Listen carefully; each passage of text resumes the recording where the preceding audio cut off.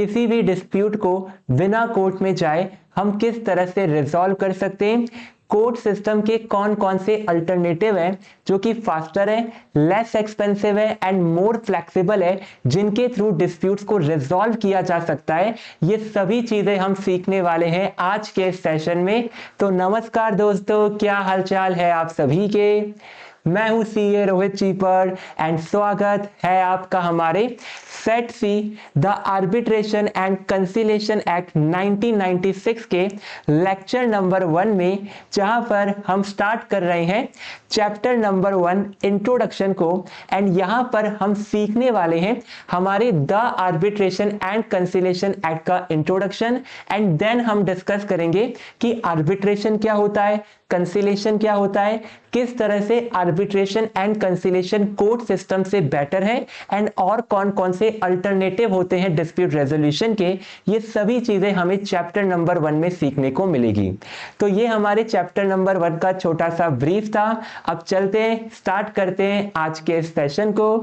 तो हमारे सेशन में हम आर्बिट्रेशन एंड कंसिलेशन एक्ट का इंट्रोडक्शन स्टार्ट करें, उससे पहले मैं आपको अपना एक ब्रीफ इंट्रोडक्शन दे देता हूं। तो स्क्रीन के ऊपर आपको मेरा पूरा इंट्रोडक्शन दिख रहा होगा। इनमें से जो काम की बातें वो मैं आपको बता देता हूं। तो मैं हूं सीए रोहित चीपर एंड मैंने अपना सीए का एग्जाम 2021 में क्लियर किया था with all India rank at all levels of CA exam. CA exam clear करने के बाद मैंने 3 साल as a strategy and finance consultant काम किया है, जहां पर मेरा कंसल्टिंग का रोल था। कंसल्टिंग के रोल के अंदर जो भी क्लाइंट्स होते हैं वो आपके पास अपनी बिजनेस की प्रॉब्लम या फाइनेंस की प्रॉब्लम लेकर आते हैं। इस बिजनेस की प्रॉब्लम को हम अच्छे से स्टडी करते हैं। स्टडी करने के बाद रीजंस आइडेंटिफाई करते हैं प्रॉब्लम के, एंड रीजंस के बेसिस पर एक सॉल्यूशन डिजाइन क्रिएट करते हैं एंड क्लाइंट को डिलीवर करते हैं, जो या तो क्लाइंट खुद इंप्लीमेंट कर सकता है या फिर कंसल्टेंट को इंप्लीमेंट करने का बोल सकता है। तो ये मेरा एकदम ब्रीफ में रोल था as a strategy and finance consultant for 3 years, and last 4 year से मैं स्टूडेंट्स को गाइड कर रहा हूं सीए फाइनल में AFM, IBS and elective subjects को लेकर, जैसे economic law. And educational qualification के अंदर सीए के साथ साथ मैंने CFA level 1 and level 2 complete किया है, बीकॉम किया है, एलएलबी किया है, यूजीसी नेट जीआरएफ में 99.88 परसेंटाइल सिक्योर किए, एंड करंटली मेरी पीएचडी चल रही है। तो ये मेरा एकदम ब्रीफ में इंट्रोडक्शन था। आपको भी अपना इंट्रोडक्शन जरूर से कमेंट करना है। इंट्रोडक्शन में आप अपना नाम मेंशन करिए एंड कौन सी सिटी से आप ये सेशन देख रहे हैं वो भी आपको मेंशन करना है। इंट्रोडक्शन के बाद अब बात कर लेते हैं कि हमारी क्लास का फॉर्मेट क्या रहेगा एंड कितना कवरेज रहने वाला है। तो इस क्लास के अंदर 100% कवरेज रहेगा set see the arbitration and conciliation act का, एंड कंप्लीट क्लासेस यूट्यूब पर आपको फ्री में अवेलेबल रहेगी। क्लास के अंदर हम कंसेप्ट भी कवर करेंगे एंड एमसीक्यू की प्रैक्टिस भी करने वाले हैं। कंसेप्ट को समझने के लिए हम लोग एक स्टोरी या फिर एग्जाम्पल से स्टार्ट करेंगे। स्टोरी या एग्जाम्पल के थ्रू कंसेप्ट को समझेंगे। कंसेप्ट को समझने के बाद हम स्टडी मटेरियल में रिलेवेंट पार्ट को रेफर करेंगे एंड लास्ट में सभी चीज को समराइज करके इंटरलिंक करेंगे। तो कंसेप्ट्स को हम लोग इस तरह से समझने वाले हैं। कंसेप्ट को समझने के बाद जैसे ही चैप्टर कंप्लीट हो जाएगा, देन हम एमसीक्यू की प्रैक्टिस भी करने वाले हैं कि इस चैप्टर के लिए जो भी रिलेवेंट एमसीक्यू गिवन है आईसीआई के स्टडी मटेरियल में एंड आईसीआई के जो एलएमएस पोर्टल पर लेक्चर्स अवेलेबल है, उन लेक्चर्स के अंदर जो एमसीक्यू कवर्ड है वो भी हम डिस्कस करने वाले हैं, एंड कुछ एक्स्ट्रा एमसीक्यू और प्रैक्टिस करेंगे जो कि स्टूडेंट्स ने हमारे साथ शेयर किए हैं based on their real life set C exam experience. तो ये हमारी क्लासेस का फॉर्मेट रहने वाला है। अब चलते हैं, स्टार्ट करते हैं हमारी लेक्चर नंबर 1 के चैप्टर नंबर 1 को, इंट्रोडक्शन को। तो चैप्टर नंबर 1 में कौन कौन से टॉपिक हम समझने वाले हैं। चैप्टर नंबर 1 में हम अल्टरनेटिव डिस्प्यूट रेजोल्यूशन को समझेंगे, और अल्टरनेटिव डिस्प्यूट रेजोल्यूशन के अंदर हमारे पास 5 अल्टरनेटिव अवेलेबल हैं। पहला अल्टरनेटिव रहेगा arbitration, second conciliation, third mediation, fourth है नेगोशिएशन एंड फिफ्थ है लोक अदालत। तो अल्टरनेटिव डिस्प्यूट रेजोल्यूशन के 5 अल्टरनेटिव है। इन सभी को बहुत डिटेल में समझेंगे, रियल लाइफ में अप्लाई करना सीखेंगे एंड लास्ट में करेंगे एमसीक्यू की प्रैक्टिस। तो सबसे पहले हम लोग इन सभी 5 टाइप्स को सीखे, उससे पहले अल्टरनेटिव डिस्प्यूट रेजोल्यूशन को समझते हैं। तो हमारा पहला कंसेप्ट है अल्टरनेटिव डिस्प्यूट रेजोल्यूशन का, जिसको हम प्यार से ईडीआर भी बोलते हैं। अब सर ये अल्टरनेटिव डिस्प्यूट रेजोल्यूशन होता क्या है? अगर आप इसके नाम पर फोकस करोगे तो पहला वर्ड है अल्टरनेटिव। अल्टरनेटिव मतलब ऑप्शंस। अब ये किस चीज के ऑप्शन से? ये ऑप्शन से डिस्प्यूट को रिजॉल्व करने के। जनरली हमारा जो प्राइमरी रेजोल्यूशन का प्रोसेस होता है वो होता है कोर्ट सिस्टम। अगर आपका कोई भी डिस्प्यूट होता है तो आप कोर्ट में जाते हैं, कोर्ट में जाके आप अपना लॉयर हायर करते हैं, अपने एविडेंस सबमिट करते हैं, लॉयर्स आर्ग्यूमेंट करते हैं एंड देन फाइनली जज अपना डिसीजन देता है। बट इस प्रोसेस के अंदर बहुत सारा एक्सपेंस इंकर होता है, क्योंकि लॉयर्स को आपको हायर करना पड़ेगा, कोर्ट की बहुत सारी फीस पे करनी पड़ेगी, आपका यहां पर बहुत टाइम लगता है क्योंकि जज आपको तारीख पर तारीख देता रहता है। यहां पर आपको फ्लेक्सिबिलिटी बिल्कुल भी नहीं मिलती, कोर्ट ने जिस डेट पर बुलाया उसी डेट पर आपको आना पड़ेगा। तो कोर्ट का जो सिस्टम है ये हमारा ट्रेडिशनल सिस्टम है, बट इस ट्रेडिशनल सिस्टम को इंप्रूव करने के लिए आपका आता है अल्टरनेटिव डिस्प्यूट रेजोल्यूशन। तो ये अल्टरनेटिव किस चीज के? ये अल्टरनेटिव डिस्प्यूट रेजोल्यूशन के। एंड जो हमारा ट्रेडिशनल तरीका है कोर्ट सिस्टम, उससे हटकर अल्टरनेटिव है। तो सिंपल सा मीनिंग है अल्टरनेटिव डिस्प्यूट रेजोल्यूशन का, कोर्ट में जाए बिना अगर हम लोग अपने डिस्प्यूट को रिजॉल्व कर पाते हैं तो इसी को हम लोग अल्टरनेटिव डिस्प्यूट रेजोल्यूशन बोलते हैं। तो method of resolving dispute without going through full court trial, court में जाए बिना अगर आपने डिस्प्यूट रिजॉल्व किया है, आपने अल्टरनेटिव डिस्प्यूट रेजोल्यूशन किया है। समझने के लिए एक बहुत ही अच्छा सा एग्जांपल लेते हैं। मान लेते हैं हमारे पास एक केस आता है दो सिंगर्स का, पहले सिंगर है हनी सिंह एंड दूसरे सिंगर है बादशाह। दोनों के बीच में डिस्प्यूट हो गया है कि ब्राउन रंग सॉन्ग किसने लिखा है। अब दोनों के बीच में डिस्प्यूट हुआ है तो इनके पास पहला ऑप्शन है कि ये कोर्ट के पास जाएं एंड कोर्ट में जाके अपने लॉयर्स को हायर करें, अपने एविडेंस सबमिट करें एंड देन जज का वेट करें कि जज अपना डिसीजन देगा। तो पहला ऑप्शन है कि आप कोर्ट ट्रायल में जा सकते हैं, जहां पर हनी सिंह एंड बादशाह दोनों जाएंगे, अपने लॉयर्स को हायर करेंगे एंड जो जज साहब होंगे ये यहां पर डिसीजन देंगे। बट ये जो प्रोसेस रहेगा बहुत लंबा चल सकता है, हो सकता है सालों तक प्रोसेस चलता रहे, बहुत कॉस्ट इंकर होगी, लॉयर अपनी फीस लेते रहेंगे। तो इसीलिए इनके पास एक ऑप्शन और है, वो है अल्टरनेटिव डिस्प्यूट रेजोल्यूशन का। यहां पर आपके हनी सिंह एंड बादशाह कोर्ट में नहीं जाएंगे, ये यहां पर एक न्यूट्रल थर्ड पार्टी को अपॉइंट करेंगे। ये न्यूट्रल थर्ड पार्टी हो सकता है कि इनकी म्यूजिक इंडस्ट्री का कोई एक्सपर्ट हो, एंड ये जो न्यूट्रल पार्टी होगा ये दोनों में से किसी के भी फेवर में नहीं होना चाहिए। तो मान लेते हैं कि बादशाह ने एंड हनी सिंह ने यहां पर एक न्यूट्रल पार्टी को अपॉइंट किया एंड ये न्यूट्रल पार्टी है मिक्का सिंह। तो मिक्का सिंह दोनों के ही फ्रेंड है तो दोनों की तरफ पार्शियल नहीं रहेंगे एंड न्यूट्रल पर्सन है। एंड ये जो यहां पर म्यूजिक इंडस्ट्री की एक्सपर्टीज भी रखते हैं, तो दोनों ने मिलकर यहां पर एक न्यूट्रल पर्सन को अपॉइंट किया है। अब इस न्यूट्रल पर्सन को ये दोनों अपने अपने स्टेटमेंट देंगे, अपने एविडेंस देंगे एंड जो न्यूट्रल पर्सन है इन दोनों की बातों को समझ के अपना डिसीजन देगा कि कौन सही है कौन गलत है। इसी को हम अल्टरनेटिव डिस्प्यूट रेजोल्यूशन बोलते हैं। अब यहां पर बेनिफिट क्या है? सबसे पहला बेनिफिट है कि यहां पर कॉस्ट कम इंकर होगी, क्योंकि यहां पर आपने अपने एक फ्रेंड को अपॉइंट कर लिया है एंड ये आपसे कोई फीस नहीं लेगा, कोई लॉयर आपको हायर नहीं करना है। दूसरा यहां पर टाइम की सेविंग होगी, क्योंकि यहां पर कोर्ट की तरह आपको तारीख पर तारीख नहीं मिलेगी, यहां पर आप ही के केस के ऊपर पूरा फोकस रहेगा। तो यहां पर टाइम आपका बचने वाला है, फ्लेक्सिबिलिटी आपको मिलने वाली है। जब भी दोनों पार्टीज अवेलेबल होगी उसी डेट को ये फिक्स करके मिलकर अपने डिस्प्यूट को रिजॉल्व कर सकते हैं। तो यहां पर फास्टर आपको एक्सपीरियंस मिलता है, लेस एक्सपेंसिव है एंड मोर फ्लेक्सिबल है। इसीलिए हम लोग अल्टरनेटिव डिस्प्यूट रेजोल्यूशन को प्रमोट करना चाहते हैं कंपैरिजन टू हमारा कोर्ट ट्रायल। तो अल्टरनेटिव डिस्प्यूट रेजोल्यूशन हम समझ चुके कि ये हमारा डिस्प्यूट को रिजॉल्व करने का तरीका है, जहां पर हम कोर्ट में नहीं जाते, कोर्ट के बाहर ही अपने डिस्प्यूट को रिजॉल्व कर लेते हैं। अब बेनिफिट क्या क्या मिलते हैं हमें? तो बेनिफिट मिलता है पहला कि यहां पर टाइम की हमारी सेविंग होती है, क्योंकि यहां पर हमारा जो फ्रेंड है या फिर जो न्यूट्रल पर्सन हमने अपॉइंट किया है ये हमारे अकॉर्डिंग काम करेगा एंड केवल हमारे एक सिंगल केस पर फोकस करेगा। यहां पर कॉस्ट आपकी बचने वाली, कोई लॉयर आपको हायर नहीं करना है, आपको अपने फ्रेंड को ही अपने जितने भी एविडेंस आर्ग्यूमेंट से सबमिट करने हैं। इनफॉर्मल प्रोसेस है, यहां पर किसी भी तरह की फॉर्मेलिटी नहीं है, कैजुअल तरह का कन्वर्सेशन यहां पर रहता है। कॉन्फिडेंशियल रहने वाला है, क्योंकि यहां पर जो भी डिस्कशन होगा ये केवल 3 पार्टी के बीच में होगा। कोर्ट में आपने देखा होगा कि बहुत सारे एडिशनल लोग बैठे हुए होते हैं, तो यहां पर आपकी इंफॉर्मेशन लीक हो सकती है। बट अल्टरनेटिव डिस्प्यूट रेजोल्यूशन के अंदर कोई भी एक्स्ट्रा बंदा नहीं है, केवल आप हैं, आपकी अपोजिट पार्टी है एंड एक न्यूट्रल पर्सन है एंड कॉन्फिडेंशियलिटी का एग्रीमेंट एंटर होता है। तो कोई भी थर्ड पार्टी आपकी बातें नहीं सुन सकता है, ना ही उनके पास कोई इंफॉर्मेशन जाने वाली है। प्लस यहां पर फ्लेक्सिबिलिटी भी आपको मिलने वाली है। तो ये हमारा सिंपल सा अल्टरनेटिव डिस्प्यूट रेजोल्यूशन का मीनिंग है। अब क्विकली हम इसको कवर करेंगे अपने स्टडी मटेरियल के थ्रू। तो आई होप कि आपके पास भी स्टडी मटेरियल अवेलेबल होगा। स्टडी मटेरियल में यहां पर हमारा चैप्टर नंबर 1 इंट्रोडक्शन अवेलेबल है। सबसे पहले चैप्टर का आपको ओवरव्यू बताया गया है कि alternative method of dispute resolution के अंदर कौन कौन से मेथड आपके पास अवेलेबल है। ये सेम मेथड है जो कि हमने टॉपिक में डिस्कस किए थे, आर्बिट्रेशन, कंसिलिएशन, मीडिएशन, नेगोशिएशन, लोक अदालत, एंड फाइनली हम लोग डिस्कस करेंगे कौन कौन से एडवांटेजेस होते हैं। सबसे पहले अल्टरनेटिव डिस्प्यूट रेजोल्यूशन को समझना इंपॉर्टेंट है।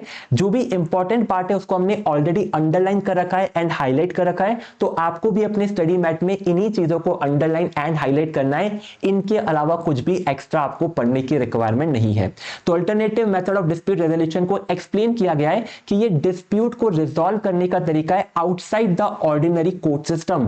कोर्ट सिस्टम में नहीं जाना है, कोर्ट सिस्टम के बाहर ही हमें अपने डिस्प्यूट को रिजॉल्व करना है। जैसे हनी सिंह एंड बादशाह ने कोर्ट में ना जाकर अपने न्यूट्रल थर्ड पर्सन मिका पाजी को अपॉइंट करके अपने डिस्प्यूट को रिजॉल्व किया एंड मिका पाजी ने यहां पर अपना जो भी डिसीजन होगा वो दिया होगा। तो in other words these method are alternative to litigation. Litigation में नहीं जाना है, अल्टरनेटिव में जाना है, इसीलिए इनको अल्टरनेटिव डिस्प्यूट रेजोल्यूशन बोलते हैं। अब यहां पर चारों पांचों तरीके बता रखे कि कौन कौन से तरीके से आप अपने डिस्प्यूट्स को रिजॉल्व कर सकते हैं। तो ये हमारा alternative method of dispute resolution का कंसेप्ट था। अब चलते हैं हमारे नेक्स्ट कंसेप्ट पर। नेक्स्ट कंसेप्ट है हमारा आर्बिट्रेशन। तो अभी हमने सीखा है कि अल्टरनेटिव डिस्प्यूट रेजोल्यूशन में 5 तरीके हैं, arbitration, conciliation, mediation, negotiation and लोक अदालत। तो सबसे पहला तरीका है हमारा आर्बिट्रेशन। आर्बिट्रेशन को समझते कि आर्बिट्रेशन होता क्या है। तो आर्बिट्रेशन बहुत ही सिंपल सा तरीका है जहां पर आप कोर्ट में नहीं जाते हैं, आप कोर्ट के बाहर ही दोनों पार्टी मिलकर एक न्यूट्रल थर्ड पर्सन को अपॉइंट करते हैं। इस न्यूट्रल थर्ड पर्सन का काम होता है जज की तरह एक्ट करना, दोनों पार्टी से एविडेंस लेना, दोनों पार्टीज के आर्गुमेंट समझना, दोनों पार्टीज में कम्युनिकेशन को फैसिलिटेट करना एंड इसी के बेसिस पर अपना जजमेंट सुनाना कि कौन सी पार्टी सही है, कौन सी पार्टी गलत है।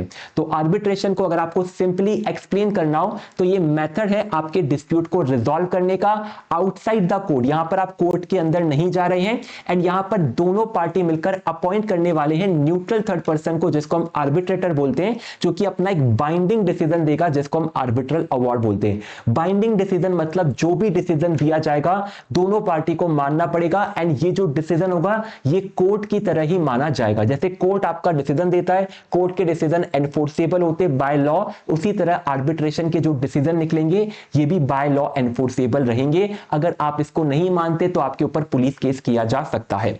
तो ये होता है आर्बिट्रेशन का मीनिंग। अब समझने के लिए वापस से हमारे सेम एग्जांपल को कंटिन्यू करते हैं। हमारे पास एक केस आया है दो सिंगर्स के बीच में, हनी सिंह एंड बादशाह जी का। दोनों के बीच में डिस्प्यूट चल रहा है कि ब्राउन रंग जो सॉन्ग है वो किसने लिखा है। तो यहां पर दोनों पार्टीज ने मिलकर एक न्यूट्रल थर्ड पर्सन को अपॉइंट किया है। ये न्यूट्रल थर्ड पर्सन को बोला जाता है आर्बिट्रेटर। हमारे केस के अंदर हमने माना कि मिक्का सिंह को हमने यहां पर अपॉइंट किया है as a neutral third person, क्योंकि वो दोनों में से किसी के भी फेवर में नहीं है, प्लस वो म्यूजिक इंडस्ट्री के एक्सपर्ट बोले जा सकते हैं। तो रियल लाइफ एग्जांपल चल रहा है हनी सिंह एंड बादशाह जी का।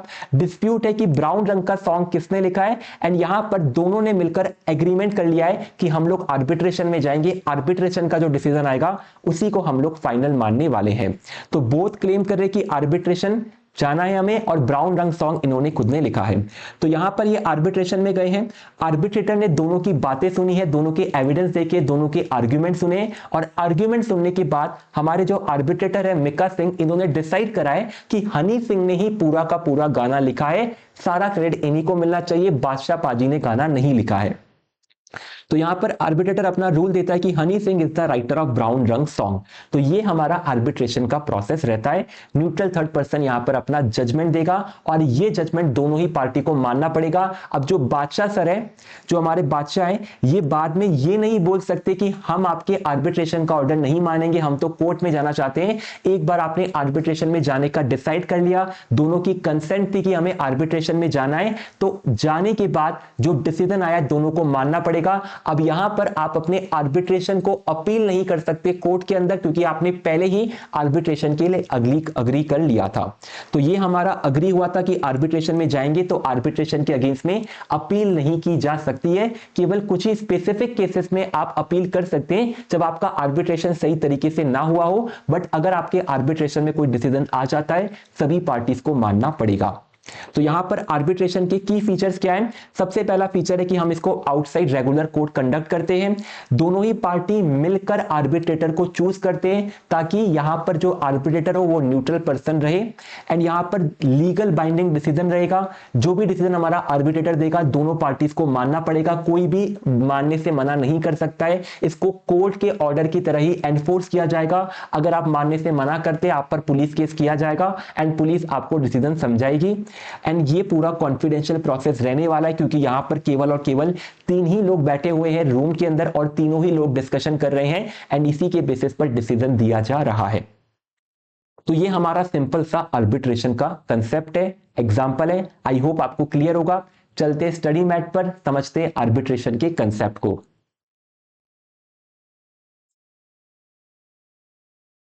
तो स्टडी मैट के अंदर सबसे पहले आर्बिट्रेशन को एक्सप्लेन किया गया कि आर्बिट्रेशन होता क्या है। आर्बिट्रेशन को हम समझ सकते हैं कि ये मेथड है हमारे डिस्प्यूट्स को रिजॉल्व करने का, जहां पर एक या फिर multiple neutral third party appoint होती है। हमारे एग्जांपल में केवल एक ही न्यूट्रल पार्टी को अपॉइंट किया था, मिका सिंह को। आप चाहो तो मल्टीपल लोगों को अपॉइंट कर सकते हो। मिका सिंह के साथ साथ सोनू निगम को अपॉइंट कर सकते हो। आप रफ्तार भाई को अपॉइंट नहीं कर सकते हो, क्योंकि रफ्तार भाई न्यूट्रल नहीं है। रफ्तार भाई एंड बादशाह भाई दोस्त है, तो आपको ध्यान रखना कि केवल न्यूट्रल पर्सन ही अपॉइंट हो। तो 1 और मोर न्यूट्रल थर्ड पर्सन यहां पर अपॉइंट किए जाएंगे, जो कि सिलेक्ट होते हैं हमारी डिस्प्यूटिंग पार्टी से, यानी जिन दोनों के बीच में डिस्प्यूट है, यही मिलकर अपने आर्बिट्रेटर को अपॉइंट करेंगे। और यहां पर जो भी डिसीजन होगा, ये दोनों के ऊपर बाइंडिंग रहने वाला है। अब यहां पर कुछ फीचर दे रखे हैं आर्बिट्रेशन को लेके, जो कि समझना इंपॉर्टेंट है। पहला है कि यहां पर आपको फ्लेक्सिबिलिटी मिलती है। फ्लेक्सिबिलिटी मतलब आपकी इच्छा हो उस दिन आर्बिट्रेशन करो, आपका मन हो, आपका टाइम हो, आपकी जगह हो, मतलब आप खुद डिसाइड कर सकते हो कि टाइम क्या होगा, प्लेस क्या होगा, कौन सी जगह होगी, कौन कौन लोग इन्वॉल्व होंगे। तो पूरी फ्लेक्सिबिलिटी आपको यहां पर मिलने वाली है। डिस्प्यूटिंग पार्टीज के पास चॉइस होती है कि किनको आपको आर्बिट्रेटर अपॉइंट करना है। Existence of privacy and confidentiality, जो भी डिस्कशन रहेगा कमरे के अंदर जो लोग हैं उन्हीं के अंदर रहेगा, कोई भी बात आपकी बाहर लीक नहीं होगी। जैसे कोर्ट के अंदर बहुत सारे अनजान लोग भी बैठे होते हैं, तो आपकी सभी बातें लीक हो सकती है। आर्बिट्रेशन में कॉन्फिडेंशियलिटी बनी रहती है। फाइनल और बाइंडिंग डिसीजन रहेगा, सबको मानना पड़ेगा, कोई भी अपील नहीं कर सकता है आर्बिट्रेटर के अवार्ड या डिसीजन के अगेंस्ट में। केवल कुछ लिमिटेड सर्कमस्टांसेस है जो कि हम लोग नेक्स्ट चैप्टर में पढ़ेंगे, उन्हीं केसेस में अपील की जा सकती है, बट जनरली अपील पॉसिबल नहीं है।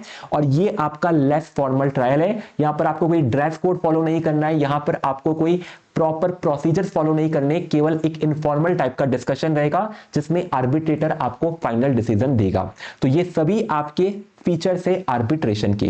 अब यहां पर हमने कुछ एडिशनल फीचर्स भी ऐड करे, जो कि आपके एमसीक्यू में पूछे गए हैं, बट स्टडी मैट में गिवन नहीं है। तो स्टडी मैट आप रीड कर रहे हैं, तो ये रेड टेक्स्ट वाले फीचर्स आपको ऐड करने पड़ेंगे।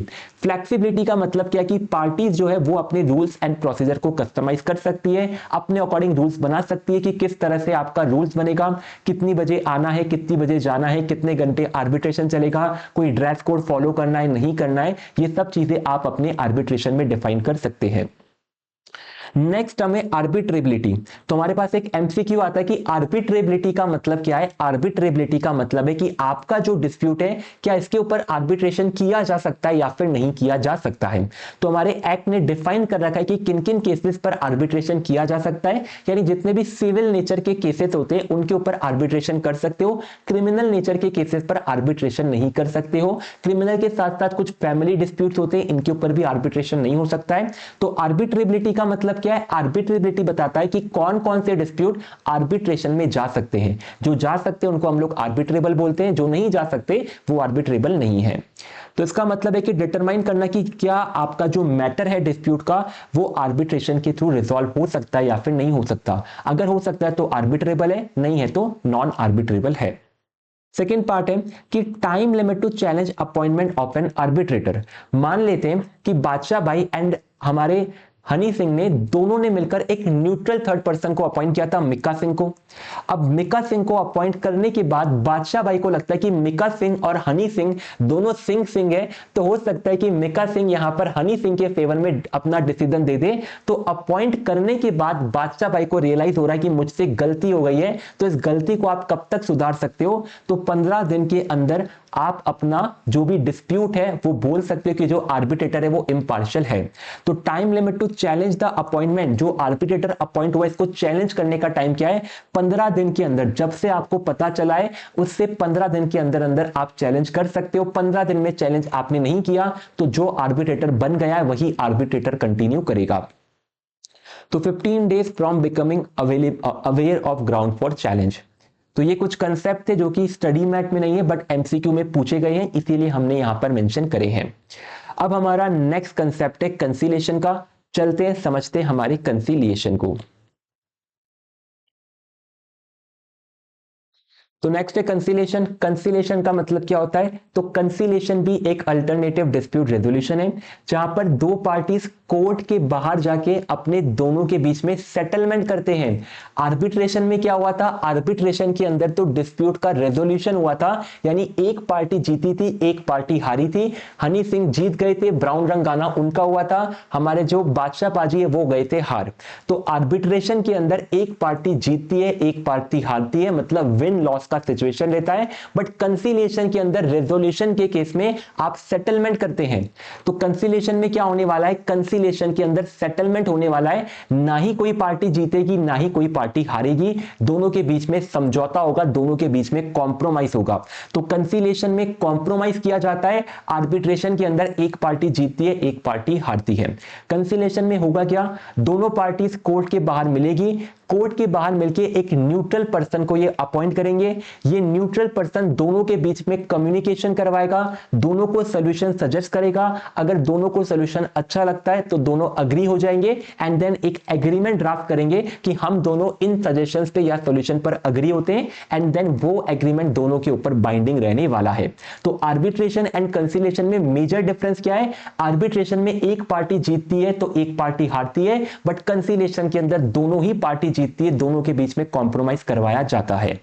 तो अल्टरनेटिव डिस्प्यूट रेजोल्यूशन मेथड है जहां पर एक न्यूट्रल थर्ड पर्सन जिसको कॉन्सिलेटर कहा जाता है, ये दोनों पार्टी की हेल्प करता है डिस्प्यूट को सेटल करने में। यहां पर सेटलमेंट होने वाला है, आर्बिट्रेशन में सेटलमेंट नहीं हुआ था, एक पार्टी जीती थी एक पार्टी हारी थी। एग्जाम्पल लेते हैं अगेन हमारा हनी सिंह एंड बादशाह भाई का, दोनों के बीच में डिस्प्यूट अभी भी जारी है कि हमारा ब्राउन रंग का सॉन्ग किसने लिखा है। तो सबसे पहले दोनों मिलके एक कंसीलेटर को अपॉइंट करते हैं। अगेन कंसीलेटर एक न्यूट्रल थर्ड पर्सन होना चाहिए। तो यहां पर हनी सिंह एंड बादशाह ने मिलके अपने मिक्का सिंह को अपॉइंट किया है एज ए कंसीलेटर।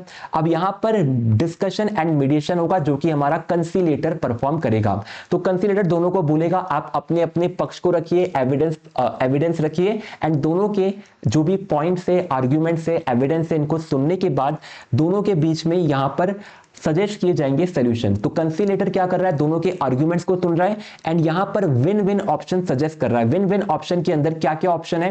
पहला ऑप्शन है कि दोनों को को राइटर बना दिया जाए, मतलब ब्राउन रंग का गाना दोनों ने मिलकर रखा है। हम लोग बोलेंगे दोनों अपना रॉयल्टी का परसेंटेज शेयर करेंगे, 50-50 का शेयरिंग कर लो एंड पब्लिक क्लैरिफिकेशन स्टेटमेंट दे दो। तो यहां पर जो डिसीजन दिया गया, यहां पर ये नहीं बोला कि हनी सिंह ने गाना लिखा या बादशाह ने गाना लिखा है, यहां पर सेटलमेंट करवाया है। सेटलमेंट करवाने के लिए बोला गया है कि आप दोनों ही को राइटर है, आप दोनों को ही रॉयल्टी मिलेगी एंड आप दोनों मिलकर एक पब्लिक में स्टेटमेंट दो कि ये हम दोनों ने मिलकर गाना लिखा है, ताकि किसी की भी रेपुटेशन खराब ना हो। तो यहां पर मीडिएशन के अंदर आपने दोनों के बीच में सेटलमेंट करवाया है। अगर दोनों सेटलमेंट को लेकर अग्री हैं तो थर्ड स्टेप के अंदर एक सेटलमेंट एग्रीमेंट बनेगा जहां पर सभी चीजें स्पेसिफिकली मेंशन रहेगी और सेटलमेंट एग्रीमेंट को साइन करने के बाद आपके हनी सिंह एंड बादशाह दोनों के ऊपर ये एग्रीमेंट बाइंडिंग रहने वाला है। तो both agree to term sign the written agreement legally but without controversy. तो यहां पर आपने अपना जो भी डिस्प्यूट था लीगली सेटल किया है, विदाउट कंट्रोवर्सी सेटल किया है। तो conciliation preserve relationship, avoid public controversy and provide flexible outcome. तो यहां पर आपका जो रिलेशनशिप था दोनों ही सिंगर के बीच में वो भी अच्छे से बना रहा है, क्योंकि दोनों ही यहां पर जीते हैं, यहां पर कोई पब्लिक कंट्रोवर्सी नहीं हुई है एंड फ्लेक्सिबिलिटी आपको मेंटेन रही है। अब हमारे कंसिलिएशन प्रोसेस के क्या क्या की फीचर्स हैं। सबसे पहला ये वॉलंटरी होना चाहिए एंड फ्लेक्सिबल होना चाहिए, मतलब दोनों पार्टी अग्री करेगी हमें कंसिलिएशन में जाना है तभी आप कंसिलिएशन में जाएंगे। एक पार्टी कंसिलिएशन में जाना चाहती है, एक जाना नहीं चाहती है, तो कंसिलिएशन नहीं होने वाला है। फ्लेक्सिबल प्रोसेस है तो अगेन आपके अकॉर्डिंग टाइमिंग रहेगा, प्लेस रहेगी, आपके अकॉर्डिंग रूल्स रहेंगे, प्रोसीजर्स रहेंगे। इनफॉर्मल एंड कॉन्फिडेंशियल रहेगा क्योंकि अगेन कमरे के अंदर डिस्कशन रहने वाला है। कंसिलेटर यहां पर सोल्यूशन प्रपोज कर सकता है, तो कंसिलेशन में आपका जो मिका सिंह है, न्यूट्रल पर्सन है, सोल्यूशन आपको प्रपोज करेगा और सेटलमेंट होगा अग्रीमेंट का और यहां पर लीगल वैलिडिटी बनी रहेगी। तो ये हमारा कंसेप्ट है कंसिलेशन का, कवर करते हैं हमारे स्टडी मैट के साथ। स्टडी मैट में बोला कि प्रोसेस ऑफ कंसिलेशन होता है दोनों पार्टीज के बीच में सेटलमेंट करवाना। कंसिलेशन के अंदर सेटलमेंट होने वाला है, दोनों ही पार्टी जीतेगी, कोई भी पार्टी हारेगी नहीं। इस प्रोसेस के अंदर पार्टीज अपना कंसिलेटर अपॉइंट करती है जो कि दोनों की बातें सुनता है और बातें सुनने के बाद दोनों के बीच में हेल्दी कम्युनिकेशन करवाता है एंड कम्युनिकेशन के साथ साथ अपने सॉल्यूशन सजेस्ट करता है। तो बोथ द पार्टीज को ये सेपरेटली सुनेगा और उनके डिस्प्यूट को करेगा सेटल। यहां पर आपके फीचर दे रखे, no prior agreement is essential. ऐसा जरूरी नहीं कि आपके बीच में पहले से कोई अग्रीमेंट होना चाहिए कि डिस्प्यूट होगा तो कंसिलेशन में जाएंगे। डिस्प्यूट होने के बाद भी आप लोग कंसिलेशन में जा सकते हैं, तो कोई भी प्रायर एग्रीमेंट की रिक्वायरमेंट नहीं है। आपका डिस्प्यूट हो गया है, दोनों पार्टी अग्री करती है कंसिलेशन में जाने के लिए, तो आप कंसिलेशन में जा सकते हैं। ये लेस फॉर्मल प्रोसेस रहेगा, कोई भी पार्टी बाउंड नहीं है कंसिलेशन से। मतलब कंसिलेशन के अंदर जो आपकी न्यूट्रल पार्टी थी इसने सजेस्ट करा कि दोनों ही को राइटर बनेंगे, दोनों को रॉयल्टी मिलने वाली है, दोनों ही पब्लिक स्टेटमेंट देंगे, तो ये तो कंसिलेटर के सजेशंस हैं, ये किसी पर भी बाइंडिंग नहीं है। अगर दोनों पार्टी अग्री करती है, एग्रीमेंट बनवा लेती है, तो एग्रीमेंट बनवाने के बाद बाइंडिंग रहेगा। तो not bound, they can reject the recommendation. आप कंसिलेटर के सजेशन या रिकमेंडेशन को रिजेक्ट कर सकते हो। अगर सभी पार्टी ने एक्सेप्ट कर लिया है कंसिलेशन के रिकमेंडेशन, तो ये आपके फाइनल और बाइंडिंग रहने वाले हैं। आप एक्सेप्ट कैसे करेंगे, एक सेटलमेंट एग्रीमेंट बनेगा जिस पर आप दोनों साइन कर देंगे, साइन करने के बाद सेटलमेंट एग्रीमेंट फाइनल है और बाइंडिंग रहने वाला है। अब यहां पर डिफरेंस बताए हैं आर्बिट्रेशन एंड कंसिलेशन के बीच में।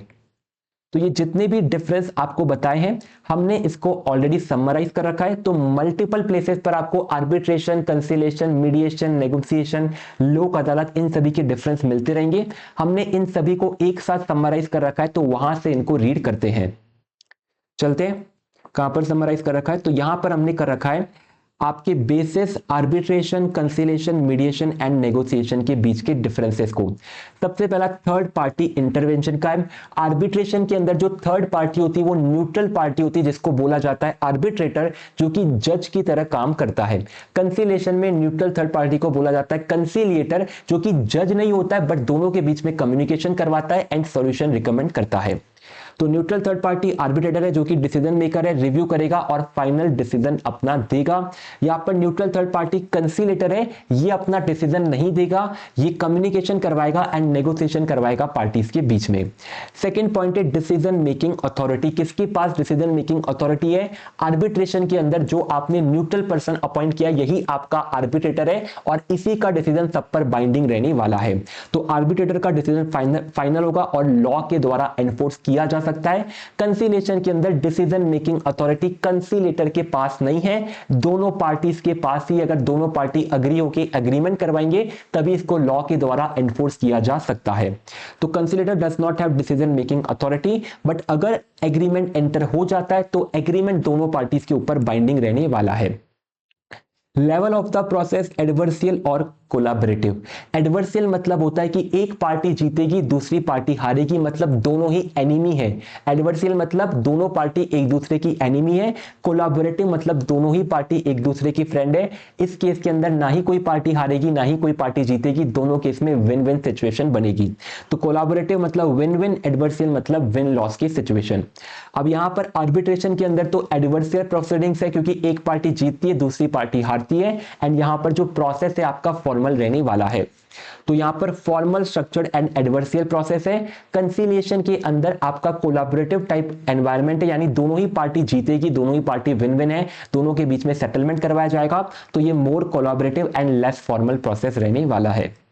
गवर्निंग लॉ कौन सा है? तो part 1 of arbitration and conciliation act 1996 arbitration को कवर करता है। ये हम नेक्स्ट चैप्टर में डिटेल में डिस्कस करेंगे, बट अभी के लिए मान लीजिए कि पार्ट 1 जो है ये कवर करता है आर्बिट्रेशन को एंड पार्ट 3 कवर करता है कंसिलिएशन को। तो part 1 arbitration, part 3 conciliation. Sir part 2 कौन सा है? पार्ट 2 आपके फॉरेन अवार्ड्स को डिस्कस करता है, जो कि नेक्स्ट चैप्टर में डिस्कस करना है।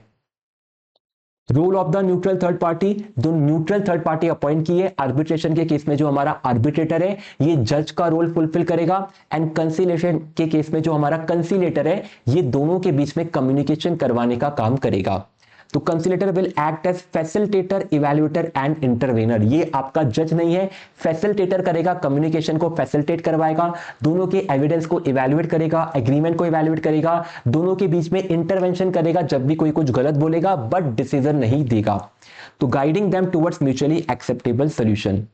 बाइंडिंग ऑफ डिसीजन क्या है? बाइंडिंग और लीगली एनफोर्सेबल है। कंसिलेटर की रिकमेंडेशन लीगली एनफोर्सेबल नहीं है अनटिल एंड अनलेस आपने एग्रीमेंट एंटर किया हो। तो नॉन बाइंडिंग बाय डिफॉल्ट है, बाइंडिंग तभी होगा जब आपने सेपरेट एग्रीमेंट एंटर करा हो।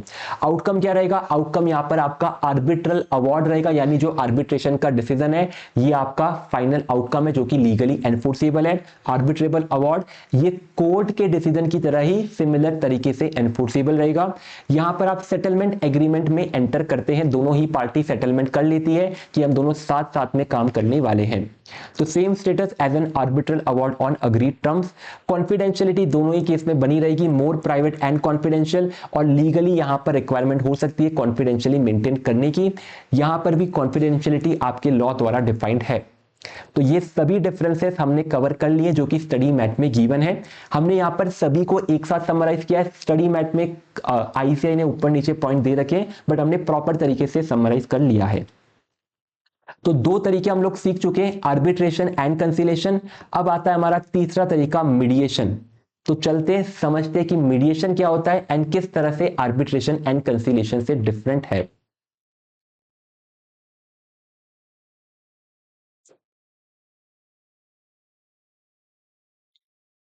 सो नेक्स्ट कंसेप्ट है मीडिएशन।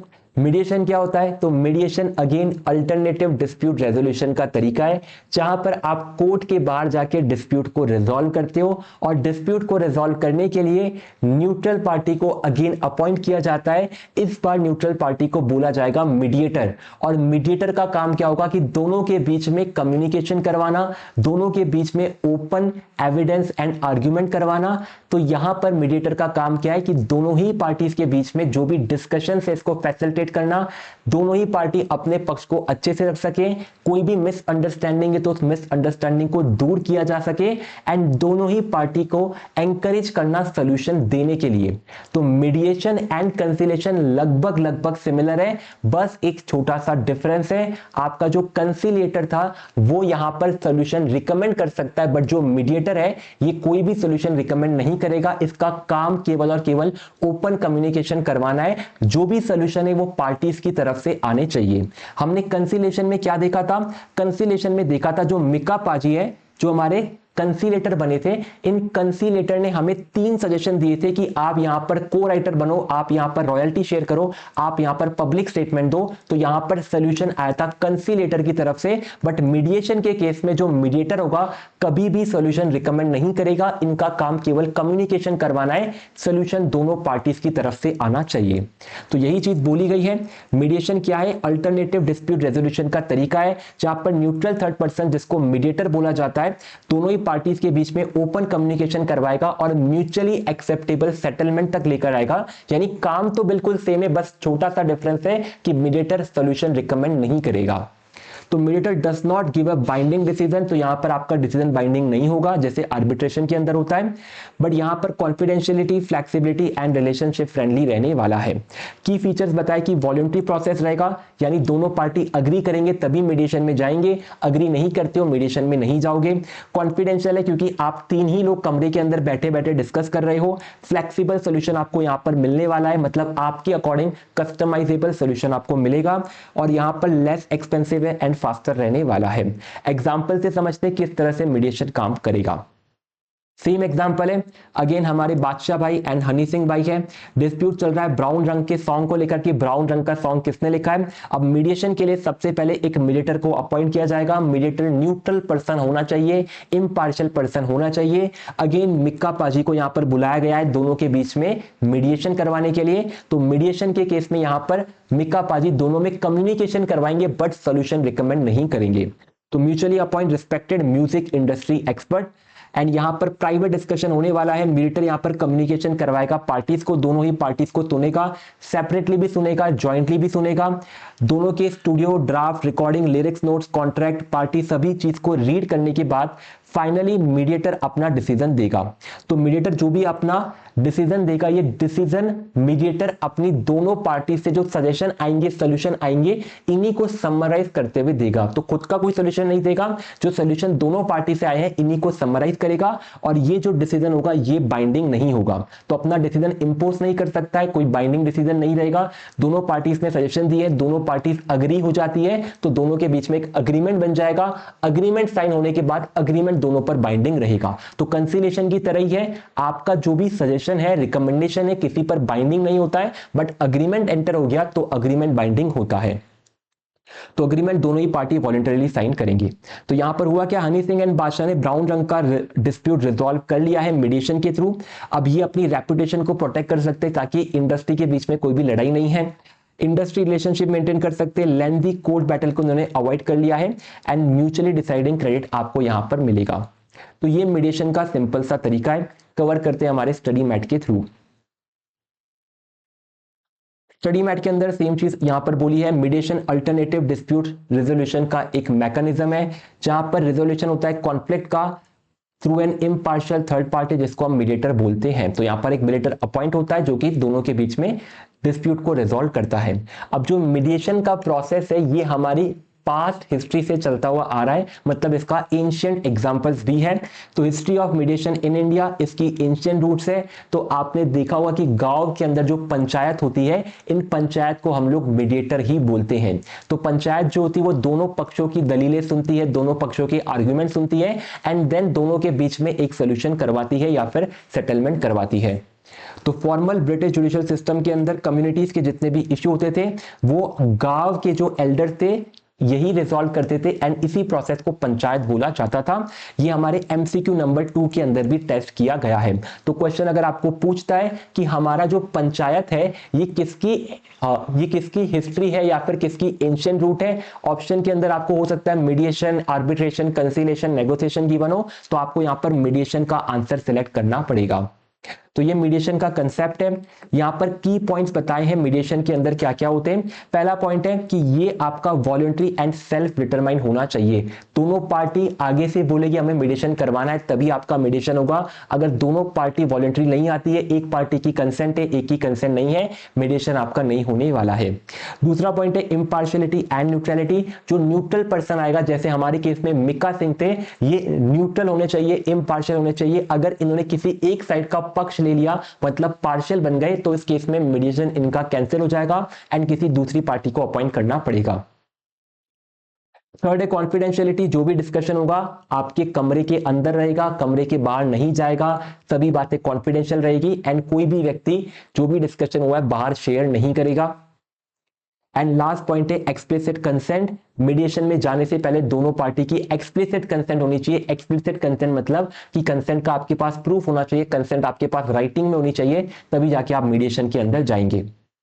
अब मीडिएशन का प्रोसेस किस तरह से काम करता है, बहुत ही सिंपल सा प्रोसेस है। स्टार्ट होता है, स्टार्ट होने के बाद दोनों ही पार्टी अपने अपने ओपनिंग स्टेटमेंट देते हैं, मतलब अपना अपना पॉइंट ऑफ व्यू रखते हैं। पॉइंट ऑफ व्यू रखने के बाद दोनों के बीच में जॉइंट डिस्कशन करवाया जाता है। हमारे केस के अंदर जैसे पहले बादशाह बाजी अपने जितने भी पॉइंट से आर्ग्यूमेंट से वो रखेंगे कि मैंने ही गाना लिखा है, ये सब मेरे पास प्रूफ्स है। देन हनी सिंह अपने सभी प्रूफ रखेंगे। तो सबसे पहले ओपनिंग स्टेटमेंट दिया जाएगा, ओपनिंग स्टेटमेंट के बाद दोनों के बीच में डिस्कशन करवाया जाएगा, प्राइवेट डिस्कशन किया जाएगा पार्टीज के साथ। प्राइवेट डिस्कशन के अंदर जो मिक्का सिंह है वो एक बार हनी सिंह से बात करेंगे एंड देन मिक्का सिंह बात करेंगे बादशाह के साथ। तो दोनों के साथ प्राइवेट डिस्कशन भी करवाया है, और ज्वाइंट डिस्कशन के अंदर मिक्का, हनी सिंह एंड बादशाह तीनों डिस्कशन भी करेंगे। नेगोशिएशन करी जाएगी, प्रॉब्लम के सॉल्यूशन सजेस्ट करे जाएंगे, एंड देन यहां पर अगर कोई फाइनल एग्रीमेंट बनता है तो एग्रीमेंट यहां पर क्लोज कर दिया जाएगा साइन करवा के। तो ये हमारा मीडिएशन का प्रोसेस रहता है। सबसे पहले ओपनिंग स्टेटमेंट देने हमने डिस्कस किया, ज्वाइंट डिस्कशन होगा दोनों पार्टीज के बीच में, प्राइवेट डिस्कशन होगा पार्टीज के बीच में, नेगोशिएशन होंगे, एग्रीमेंट होंगे, एंड क्लोजर होगा। क्लोजर के अंदर जो भी पॉइंट आपने डिस्कस किए इनका एक एग्रीमेंट बनेगा, दोनों पार्टी साइन करेंगे, एंड देन मीडिएशन होगा कंप्लीट। अब रोल ऑफ मीडिएटर क्या होता है? मीडिएटर का काम क्या है? मीडिएटर का काम है दोनों पार्टीज के बीच में फैसिलिटेट करवाना ओपन कम्युनिकेशन को। तो फैसिलिटेशन का काम है कम्युनिकेशन करवाना है दोनों के बीच में। क्रिएटर का काम है, क्रिएटर मतलब क्रिएटिव सॉल्यूशन यहां पर दोनों ही पार्टीज के इन्हें सुनने हैं और उन्हें रिकमेंड करने हैं कि आप अपने सॉल्यूशन में क्या क्या चेंजेस कर सकते हैं, मतलब क्रिएटिविटी एक मीडिएटर के अंदर हो सकती है। इंपार्शियलिटी एंड न्यूट्रलिटी को फॉलो करना है। कंसिलिएशन में रेजोल्यूशन एक्सपर्ट आप होने चाहिए, सॉरी कॉन्फ्लिक्ट रेजोल्यूशन एक्सपर्ट आप होने चाहिए, मतलब ये सभी कैरेक्टरिस्टिक्स एक मीडिएटर के अंदर होने चाहिए, जो कि बहुत ही नॉर्मल से कैरेक्टरिस्टिक्स है।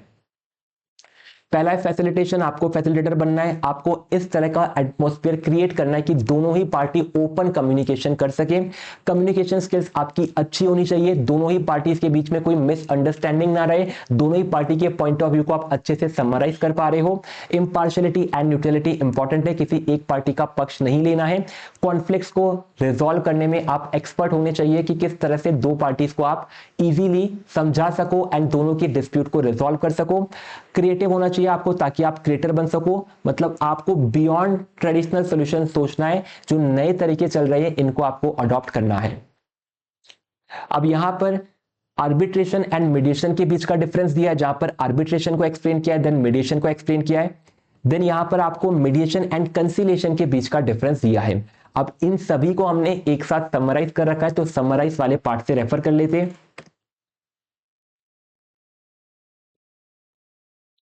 तो यहां पर आर्बिट्रेशन एंड कंसिलिएशन का पार्ट हमने रीड कर लिया था, अब मीडिएशन का पार्ट यहां पर रीड करते हैं। थर्ड पार्टी इंटरवेंशन के अंदर न्यूट्रल थर्ड पार्टी रहेगी, जिसको मीडिएटर बोला जाएगा। काम रहेगा इनका फैसिलिटेशन करना, कम्युनिकेशन करना, बट सोल्यूशन रिकमेंड नहीं करना। तो न्यूट्रल थर्ड पार्टी जिसको मीडिएटर बोलेंगे, कम्युनिकेशन फैसिलिटेट करवाएंगे। डिसीजन मेकिंग अथॉरिटी इनके पास नहीं है, डिसीजन मेकिंग अथॉरिटी पार्टीज के पास है। अगर एग्रीमेंट एंटर होगा तो एग्रीमेंट बाइंडिंग रहेगा। does not have decision making authority, parties retain the control over the outcome। Level of process क्या क्या, ये एडवर्स है या कोलैबोरेटिव है? ये भी कोलैबोरेटिव प्रोसेस है, यानी दोनों ही पार्टी यहां पर विन करने वाली है, दोनों के बीच में सेटलमेंट होने वाला है। तो ये मोर कोलैबोरेटिव है, लेस फॉर्मल है। गवर्निंग लॉ कौन सा है? तो गवर्निंग लॉ के लिए मीडिएशन के केस में हमारे पास सेपरेट लॉ अवेलेबल है। तो कोड ऑफ सिविल प्रोसीजर 1908 में सेक्शन 89 हमारे मीडिएशन को कवर करता है, एंड मीडिएशन का सेपरेट एक्ट भी अवेलेबल है। तो आर्बिट्रेशन एंड कंसिलिएशन एक्ट में arbitration and conciliation he covered है, मीडिएशन आपका सेपरेट टॉपिक है जो कि कोड ऑफ सिविल प्रोसीजर के अंदर कवर्ड है। Role of neutral third party क्या होता है? न्यूट्रल थर्ड पार्टी का काम है कम्युनिकेशन फैसिलिटेट करना, डिसीजन नहीं देना। तो फैसिलिटेटिव रोल है गाइड करना है पार्टीज को toward a solution. Solution should come from the parties themselves, आप सॉल्यूशन रिकमेंड नहीं करोगे, पार्टी से सॉल्यूशन आना चाहिए। डिसीजन बाइंडिंग नहीं रहेगा, केवल एग्रीमेंट एंटर होगा, उसी केस में डिसीजन आपका बाइंडिंग रहने वाला है। आउटकम यहां पर सेटलमेंट एग्रीमेंट होगा जो कि लॉ के द्वारा एनफोर्सेबल है। कॉन्फिडेंशियलिटी यहां पर भी पूरी की पूरी बनी रहेगी, क्योंकि सभी के बीच में ट्रस्ट बना रहने वाला है। तो ये हमारा सिंपल सा कंसेप्ट था मीडिएशन का। अब चलते हैं हमारे नेक्स्ट कंसेप्ट पर। मीडिएशन के बाद नेक्स्ट कंसेप्ट है नेगोशिएशन का। नेगोशिएशन क्या चीज है सर? तो negotiation again alternative dispute resolution है। कोर्ट के बाहर आप यहां पर सेटलमेंट करने वाले हैं। दोनों पार्टीज यहां पर कोई थर्ड पार्टी अपॉइंट नहीं करती है। नेगोशिएशन के केस में जो दोनों पार्टीज हैं ये डायरेक्ट कम्युनिकेशन करेगी, एंड डायरेक्ट कम्युनिकेशन करके एक कॉमन सोल्यूशन पर पहुंचेंगे, एंड वो कॉमन सोल्यूशन को आप एग्रीमेंट की फॉर्म में ड्राफ्ट करवा सकते हैं। एग्रीमेंट में ड्राफ्ट करवा लोगे तो दोनों पार्टीज पर बाइंडिंग रहेगा। तो नेगोशिएशन में क्या होने वाला है? नेगोशिएशन के अंदर डायरेक्ट कम्युनिकेशन होगा, कोई भी थर्ड पार्टी इन्वॉल्व नहीं होगी। तो डिस्प्यूट रेजोल्यूशन प्रोसेस है जहां पर आप दोनों ही पार्टीज के बीच में डिस्प्यूट को रिजॉल्व कर रहे हो। एग्जांपल से समझते हैं किस तरह से प्रोसेस काम में करने वाला है। तो अगेन यहां पर भी हमारे हनी सिंह एंड बादशाह भाई में ब्राउन रंग के सॉन्ग को लेकर चल रहा है। डिस्कशन एंड दोनों के बीच में डिस्प्यूट। तो सबसे पहला काम होता है नेगोशिएशन प्रोसेस में डायरेक्ट मीटिंग, दोनों डायरेक्टली मिलेंगे, किसी थर्ड पार्टी को इन्वॉल्व नहीं करेंगे। ये चाहे तो अपने अपने लॉयर्स को लेकर आ सकते हैं, बट यहां पर कोई थर्ड पार्टी न्यूट्रल पार्टी नहीं रहेगी। बादशाह भाई एंड हनी सिंह भाई दोनों किसी के घर पे जाके मिल सकते हैं, कैफे में मिल सकते हैं, दोनों डायरेक्ट मीटिंग करेंगे, डायरेक्ट डिस्कशन करेंगे। मीटिंग के अंदर दोनों अपने अपने क्लेम्स बोलेंगे कि आपका क्या क्लेम है कि मैंने पूरा गाना लिखा है, 50% गाना लिखा है, 60% गाना लिखा है। आप यहां पर अपने अपने क्लेम्स प्रेजेंट करेंगे। क्लेम प्रेजेंट करने के बाद यहां पर होगा बार्गेन एंड कॉम्प्रोमाइज। दोनों ही बार्गेन करेंगे कि ठीक है हमने मिलकर गाना लिखा है, अब बात करते कि किसको कितनी रॉयल्टी मिलनी चाहिए। हनी सिंह बोलेंगे मैंने मेजर पार्ट लिखा है तो 80% मुझे मिलना चाहिए। बादशाह बोलेंगे मैंने मेन पार्ट लिखा है, मुझे कम से कम 50% मिलना चाहिए। तो इस तरह से बार्गेनिंग होने वाली है, नेगोशिएशंस होने वाली है, कॉम्प्रोमाइज होने वाला है। यहां पर डिसाइड होगा कि किसको कितना क्रेडिट मिलेगा, किसको कितना रॉयल्टी मिलेगा। एंड फाइनली दोनों अगर एक अग्रीमेंट पर आ जाएंगे तो एक अग्रीमेंट बनाया जाएगा जहां पर सभी पॉइंट मेंशन किए जाएंगे एंड ये अग्रीमेंट दोनों पार्टीज पर बाइंडिंग रहेगा। तो ये हमारा नेगोशिएशन का प्रोसेस है। पॉसिबल सॉल्यूशन हो सकते कि दोनों को क्रेडिट मिलेगा, दोनों को रॉयल्टी मिलेगी, दोनों पब्लिक अनाउंसमेंट करेंगे एंड फ्यूचर को लेकर कॉन्ट्रैक्ट बनाएंगे। तो डिस्प्यूट के अंदर ऑथरशिप का क्रेडिट है, रॉयल्टी शेयर है एंड पब्लिक रेपुटेशन आपकी स्टेक के ऊपर है। एडवांटेजेस क्या क्या है कि cost fast and cost effective है, कॉन्फिडेंशियल है, दोनों ही यहां पर विन विन बनेंगे। तो अगेन यहां पर ना ही एक पार्टी जीतेगी ना ही एक पार्टी हारेगी, दोनों ही पार्टी विन विन आउटकम में आएगी। और यहां पर आपका रिलेशनशिप लॉन्गर टाइम तक परस्यू रहने वाला है, इंटैक्ट रहने वाला है। डिस्प्यूट रिजॉल्व आपका एमिकेबली होगा, आउटकम आपको यहां पर मिलने वाला है। तो ये नेगोशिएशन का सिंपल सा प्रोसेस है। नेगोशिएशन में छोटा सा डिफरेंस क्या है कि नेगोशिएशन में कोई भी थर्ड पार्टी इन्वॉल्व नहीं है, दोनों पार्टीज का डायरेक्ट इन्वॉल्वमेंट है, डायरेक्ट कम्युनिकेशन है। कवर करते हैं हमारे स्टडी मैट से। तो स्टडी मैट के अंदर यहां पर डिफरेंस था, डिफरेंस खत्म होने के बाद मीडिएशन के अंदर कुछ इंपॉर्टेंट पॉइंट्स हैं जो कि हमारे स्टडी मैट में गिवन नहीं है बट एमसीक्यू के अंदर पूछे गए हैं। तो एक बार क्विकली मैं आपको ये पॉइंट्स एक्सप्लेन कर देता हूं, देन हम लोग आपके नेगोशिएशन के कंसेप्ट को डिस्कस करेंगे। तो सेक्शन 2H आपके मीडिएशन को बताता है। सेक्शन 2H कौन सा है? ये आपके मीडिएशन एक्ट का है। तो मीडिएशन का एक सेपरेट एक्ट था, वो मीडिएशन का जो सेपरेट एक्ट है उसके अंदर सेक्शन 2H बोलता है कि मीडिएशन के अंदर इंक्लूड होता है। तो ये आपकी इंक्लूसिव डेफिनेशन है, मतलब यहां पर आपको बताया जाएगा कि मीडिएशन के अंदर क्या क्या चीजें आती है। तो यहां पर आपका एक प्रोसेस है whether refer to by the express mediation, यानी मीडिएशन एक प्रोसेस है जिसको हम लोग रेफर करते हैं मीडिएशन के नाम से, प्री लिटिगेशन मीडिएशन के नाम से, ऑनलाइन मीडिएशन के नाम से, कम्युनिटी मीडिएशन के नाम से, कंसीलिएशन के नाम से। तो टोटल 5 चीजों को मीडिएशन में इंक्लूड किया गया है। मीडिएशन को, प्री लिटिगेशन मीडिएशन को, ऑनलाइन मीडिएशन को, कम्युनिटी को एंड कंसीलिएशन को as an expression of similar import, या फिर कोई सिमिलर नाम इसका अवेलेबल हो। Whereby parties attempt to reach an amicable settlement, जहां पर दोनों पार्टीज मिलकर एक एमिकेबल सोल्यूशन यानी एक पॉसिबल सोल्यूशन की तरफ अप्रोच करती है। डिस्प्यूट को रिजॉल्व करती है with assistance of A third person, यहां पर एक थर्ड पर्सन इन्वॉल्व होता है। मीडिएशन में थर्ड पर्सन इन्वॉल्व होता है, नेगोशिएशन में थर्ड पर्सन इन्वॉल्व नहीं होता है, जिसको हम मीडिएटर बोलेंगे। Who does not have authority, इनके पास अपना सेटलमेंट इंपोज करने की अथॉरिटी नहीं है, बट ये यहां पर दोनों के बीच में जो सोल्यूशन आएंगे उन सोल्यूशन को एक्सचेंज करवाएंगे एंड कम्युनिकेशन को बेटर करवाएंगे upon parties to dispute. Types of mediation कौन कौन से हैं? अब एग्जाम के अंदर क्वेश्चन क्या आएगा? एग्जाम के अंदर क्वेश्चन आएगा सेक्शन 2H के अकॉर्डिंग कौन कौन से मीडिएशन होते हैं। तो आपको वहां पर ऑप्शन गिवन होंगे। मीडिएशन तो ऑब्वियसली सेक्शन 2H में कवर्ड है। Pre litigation mediation, pre litigation mediation क्या होता है? कोर्ट में जाने से पहले जो आप मीडिएशन एंटर कर लेते हैं, मतलब कोर्ट में नहीं जा रहे हैं लेकिन कोर्ट में जाने से पहले आपने मीडिएशन कर लिया, प्री लिटिगेशन मीडिएशन इसको बोलेंगे। ऑनलाइन मीडिएशन मतलब आपने वीडियो कॉल के ऊपर या फिर कोई ऑनलाइन ऐप के ऊपर मीडिएशन के थ्रू अपना सेटलमेंट किया है। कम्युनिटी मीडिएशन मतलब आपके कोई कम्युनिटी के इश्यू है, जैसे आपके पीस, हार्मनी या रिलेशनशिप को लेकर कम्युनिटी में इश्यू है, तो इसको अगर आप डील करते हैं मीडिएशन के अंदर, इसको कम्युनिटी मीडिएशन बोलेंगे। एंड कंसिलेशन हमने सीख लिया है, कंसिलेशन का मतलब क्या होता है? यहां पर भी एक न्यूट्रल थर्ड पर्सन जिसको कंसिलेटर बोला जाता है अपॉइंट करते हैं, जो कि यहां पर कम्युनिकेशन फैसिलिटेट करवाता है एंड सोल्यूशन भी रिकमेंड करता है। तो एक्ट के अकॉर्डिंग ये पांचों चीजें आपके मीडिएशन के अंदर आती है। एग्जाम के अंदर आपको बोला जाएगा कि इनमें से कौन सा सेक्शन 2H में कवर्ड नहीं है, जहां पर आपको तीन ऑप्शन यहां से दिए जाएंगे, pre litigation, online, community, and मान लेते चौथा ऑप्शन आपको दे रखा है पोस्ट कोर्ट मीडिएशन। अब पोस्ट कोर्ट मीडिएशन नाम से कुछ भी नहीं होता है, तो आप यहां पर अपना पोस्ट कोर्ट मीडिएशन का आंसर सिलेक्ट करेंगे कि ये जो मीडिएशन है ये हमारे सेक्शन 2H में डिफाइन नहीं है। तो सेक्शन 2H हमने यहां पर समझ लिया है। ओके, क्या हो गया। देन आपके दो पॉइंट और है जो कि हमें समझने हैं।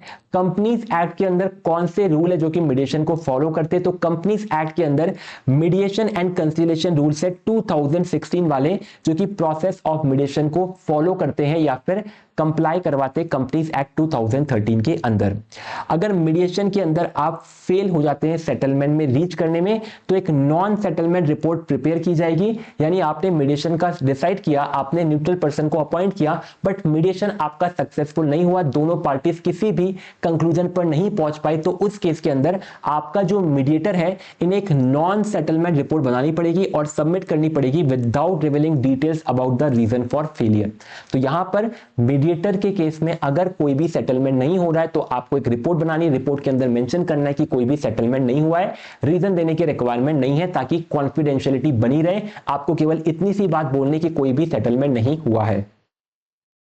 तो ये पॉइंट्स है जो कि आपको ध्यान में रखने, एमसीक्यू जब सॉल्व करेंगे तब वापस इनको डिस्कस करने आएंगे। अभी क्विकली नेगोशिएशन को समझते हैं। नेगोशिएशन क्या होता है। अल्टरनेटिव डिस्प्यूट का तरीका है जहां पर डायरेक्ट कम्युनिकेशन होगा, थर्ड पार्टी इन्वॉल्व नहीं होगी। तो नॉन बाइंडिंग प्रोसीजर तो रहने वाला है, डिस्कशन होगा पार्टीज में without intervention of any third party involve नहीं है, और नेगोशिएटेड सेटलमेंट की तरफ हम लोग जाएंगे। प्रिंसिपल्स क्या क्या है नेगोशिएशन के। सबसे पहला प्रिंसिपल है वॉलंटरी प्रोसेस है, दोनों पार्टीज की कंसेंट होनी चाहिए, कंसेंट नहीं होगी तो नेगोशिएशन नहीं कर सकते हो। ऑनेस्ट कम्युनिकेशन रहना चाहिए, आप यहां पर झूठ नहीं बोलोगे, आप अपने अपने ऑनेस्ट एग्रीमेंट्स आर्ग्यूमेंट्स रखोगे जिसके बेसिस पर नेगोशिएशन एंड बार्गेनिंग करी जाएगी। म्यूचुअल एग्रीमेंट दोनों के बीच में होना चाहिए कि हम लोग जो भी नेगोशिएशन का पर्पस आएगा, कंक्लूजन आएगा, उसको हम लोग फॉलो करने वाले हैं। फ्लेक्सिबिलिटी तो आपके हर अल्टरनेटिव डिस्प्यूट रेजोल्यूशन में होती है, आपकी इच्छा हो उस दिन मिलो, उस टाइम पर मिलो, उस प्लेस पर मिलो, अपने रूल्स एंड प्रोसीजर फॉलो करो, तो यहां पर फ्लेक्सिबिलिटी आपको मिलती है। नेगोशिएशन का प्रोसेस क्या होता है। प्रिपरेशन से स्टार्ट होता है, दोनों ही पार्टीज अपने अपने आर्ग्यूमेंट प्रिपेयर करते हैं, अपने अपने आर्ग्यूमेंट्स को डिलीवर करते हैं। तो each party understand interest, priorities and potential area of compromise. Opening statement दिए जाते हैं, ओपनिंग स्टेटमेंट के अंदर दोनों ही पार्टीज अपने अपने जो भी आर्ग्यूमेंट्स है, अपना अपना जो पॉइंट ऑफ व्यू है अपने सामने रखेंगी। And then bargaining and concession किया जाएगा कि किस तरह से हमें अपना जो भी रॉयल्टी का शेयर है या फिर जो भी हमारा डिस्प्यूट के केस में बार्गेनिंग का पॉइंट ऑफ व्यू है, इस बार्गेनिंग के पॉइंट ऑफ व्यू को हम डिस्कस करेंगे। Parties exchange proposal, make compromise, work toward the mutually acceptable resolution, and finally आपको क्लोजर एंड एग्रीमेंट करना पड़ेगा। मतलब जो भी आपने बार्गेनिंग करी है, बार्गेनिंग से आप जिस कंक्लूजन पर पहुंचे हैं, इस कंक्लूजन को एग्रीमेंट की फॉर्म में ड्राफ्ट करवाएंगे ताकि दोनों पार्टी पर बाइंडिंग रहे। तो क्लोजर के केस में आप यहां पर एग्रीमेंट प्रिपेयर करेंगे। रोल ऑफ नेगोशिएटर क्या होता है। तो जनरली नेगोशिएशन के केस में कोई भी थर्ड पार्टी इन्वॉल्व नहीं होती है, बट इन केस आप अपनी अपनी तरफ से किसी पर्सन को लेकर आए हैं, आप किसी लॉयर को लेकर आए हैं, तो उस केस में जो आपके साथ आपके बिहाफ पर नेगोशिएट करने वाला है, इन रोल ऑफ नेगोशिएटर का काम क्या है। इफेक्टिव कम्युनिकेशन करना, मतलब दोनों ही पार्टीज अपने अपने नेगोशिएटर को साथ में लेकर आई है। नेगोशिएटर का काम है कि अच्छे से अपनी बातों को कम्युनिकेट करना, अपनी चीजों को क्लैरिटी के साथ बताना, हाई इमोशनल इंटेलिजेंस रखना एंड क्रिएटिव सॉल्यूशंस को अप्रोच करना। तो यही चीजें effective communication, creative solution and high emotional intelligence. Importance of negotiation in ADR, मतलब नेगोशिएशन के क्या क्या बेनिफिट है। टाइम एंड कॉस्ट इफेक्टिव है, टाइम बचता है, कॉस्ट बचती, क्योंकि यहां पर आपको कोर्ट में नहीं जाना है, कोई लॉयर के खर्चे नहीं करने, कोई तारीख का वेट नहीं करना है। प्रिजर्वेशन ऑफ रिलेशनशिप है, यहां पर दोनों ही पार्टी विन विन करती है, मतलब किसी भी पार्टी का लॉस नहीं है, तो इसीलिए यहां पर रिलेशनशिप आपका लॉन्ग टर्म तक बना रहता है। और टेलर्ड सोल्यूशन है, मतलब आप अपने सोल्यूशन को नेगोशिएट कर सकते हो, बार्गेन कर सकते हो, तो आप अपने अकॉर्डिंग क्रिएटिव सॉल्यूशन को फॉलो कर सकते हो। तो ये नेगोशिएशन का कंसेप्ट है। अब यहां पर हमारे डिफरेंसेस बताए हैं आर्बिट्रेशन एंड नेगोशिएशन के अंदर, हमारे मीडिएशन एंड नेगोशिएशन के अंदर। एंड देन बताए हैं कंसीलिएशन एंड नेगोशिएशन के अंदर। तो स्टडी मैट में इसने सेम चीजों को मल्टीपल टाइम्स रिपीट कराए। हमने इन सभी चीजों को इजी वे में समराइज कर रखा है, जिसको हम रेफर करने वाले हैं अपने नोट से। तो यहां पर आर्बिट्रेशन, कंसिलेशन एंड मीडिएशन वाला पार्ट हम रीड कर चुके हैं। अब बात करेंगे नेगोशिएशन की। नेगोशिएशन में थर्ड पार्टी इंटरवेंशन होता है क्या? नेगोशिएशन में थर्ड पार्टी इंटरवेंशन नहीं होता है, बट आपकी जो पार्टीज है अपने अपने लॉयर्स को लेकर आ सकती है, अपने अपने नेगोशिएटर्स को लेकर आ सकती है। तो हम यहां पर बोलते हैं कि मे और may not involve a third party. हो सकता है थर्ड पार्टी हो सकता है थर्ड पार्टी ना हो। और यहां पर थर्ड पार्टी कौन है? थर्ड पार्टी यहां पर आपके लॉयर्स है या नेगोशिएटर्स है। डायरेक्ट कम्युनिकेशन रहेगा थर्ड दोनों ही पार्टीज के बीच में without person of a neutral facilitator. तो यहां पर कोई न्यूट्रल पर्सन नहीं होगा, थर्ड पर्सन हो सकता है। अब थर्ड पर्सन मतलब क्या होता है? दोनों पार्टीज के अलावा कोई भी व्यक्ति आपके डिस्कशन में पार्टिसिपेट कर रहा है, वो थर्ड पर्सन है। हमारे कंसीलिएशन एंड मीडिएशन के केस में एक न्यूट्रल पर्सन को हमने अपॉइंट किया था, बट नेगोशिएशन में कोई भी न्यूट्रल पार्टी नहीं होती है जो कि बीच में इंटरवेंशन करे। दोनों पार्टीज अपनी अपनी तरफ से कोई थर्ड पार्टी को लेकर आ सकते हैं जो कि इनके बिहाफ पर नेगोशिएट करेंगे, बट यहां पर कोई भी न्यूट्रल थर्ड पार्टी नहीं होने वाली है। तो मे और may not involve a third party, but यहां पर कोई न्यूट्रल फैसिलिटेटर तो नहीं रहने वाला है, डायरेक्ट कम्युनिकेशन रहने वाला है। डिसीजन मेकिंग अथॉरिटी किसी के पास नहीं है, दोनों पार्टीज के पास में डिसीजन मेकिंग अथॉरिटी है। दोनों अग्री करेंगे तभी जाके डिसीजन लिया जाएगा। तो parties involve retain the control over decision making. Level of process क्या? एडवर्सियल या कोलैबोरेटिव है। तो यहां पर भी दोनों पार्टी विन विन करते हैं, यानी कोलैबोरेटिव प्रोसेस है। एंड ये आपका इनफॉर्मल प्रोसेस है। तो कैन बी फॉर्मल और informal depending on the context, but ये आपका स्ट्रक्चर होता है मोर फ्लेक्सिबल एंड बहुत कोलैबोरेटिव प्रोसेस रहता है। गवर्निंग लॉ क्या है? नेगोशिएशन को कोई भी लॉ गवर्न नहीं करता है, तो नॉट गवर्न है। दोनों पार्टी डायरेक्ट कम्युनिकेशन करती है। Role of neutral third party, तो नो न्यूट्रल थर्ड पार्टी यहां पर इन्वॉल्व है। थर्ड पार्टी इन्वॉल्व हो सकती है, न्यूट्रल थर्ड पार्टी इन्वॉल्व नहीं होगी। बाइंडिंग ऑफ डिसीजन, बाइंडिंग तभी होगा जब आपने एग्रीमेंट एंटर किया है। आउटकम क्या होगा? आउटकम यहां पर आपका तब तक नहीं मिलेगा जब तक आपने कोई एग्रीमेंट रीच नहीं किया। तो एग्रीमेंट तो आपका सेटलमेंट एग्रीमेंट होगा अगर आपने रीच कर लिया है। अगर कोई भी आपका कंक्लूजन नहीं निकला है, दोनों की सहमति नहीं बनी है, तो यहां पर कोई भी आपका आउटकम नहीं रहने वाला है। कॉन्फिडेंशियल तो रहने ही वाला है, क्योंकि यहां पर भी बंद कमरे के अंदर डिस्कशन होगा यहां पे। तो ये हमारे डिफरेंसेस थे arbitration, conciliation, mediation and negotiation के अंदर। अब आईसीआई ने स्टडी मैट के अंदर लगभग 10 टेबल्स बनाई है, जहां पर आर्बिट्रेशन का कंसिलेशन से, कंसिलेशन का मीडिएशन से, मीडिएशन का नेगोशिएशन से, ऐसे करके मल्टीपल परमुटेशन कॉम्बिनेशन बना दिए हैं। बट हमने सभी को समराइज कर दिया है इसी टेबल के अंदर, तो इसी टेबल को आप रेफर कर सकते हैं। ये नोट्स भी आपके साथ शेयर कर दिए जाएंगे, तो इजीली आप इनको रेफर कर पाएंगे। एक बार चलते हैं स्टडी मैट पर। स्टडी मैट में नेक्स्ट कंसेप्ट है लोक अदालत का। समझते हैं कि लोक अदालत क्या होती है।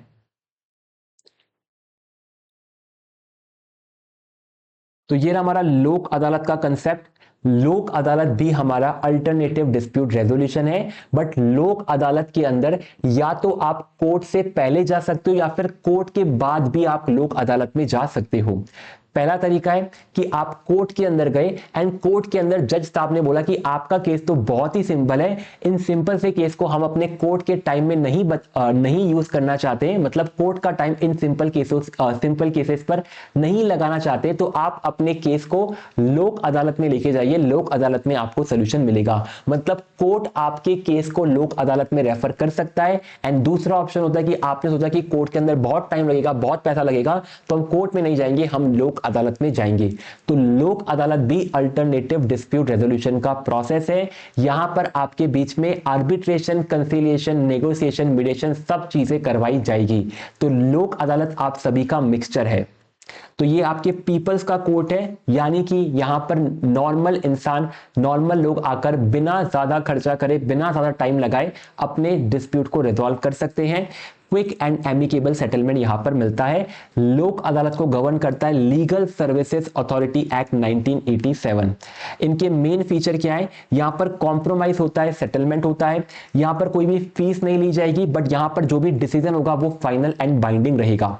तो जैसे आपने कंसिलेशन, मीडिएशन एंड नेगोशिएशन में देखा था कॉम्प्रोमाइज एंड सेटलमेंट होगा, तो यहां पर कॉम्प्रोमाइज एंड सेटलमेंट होगा।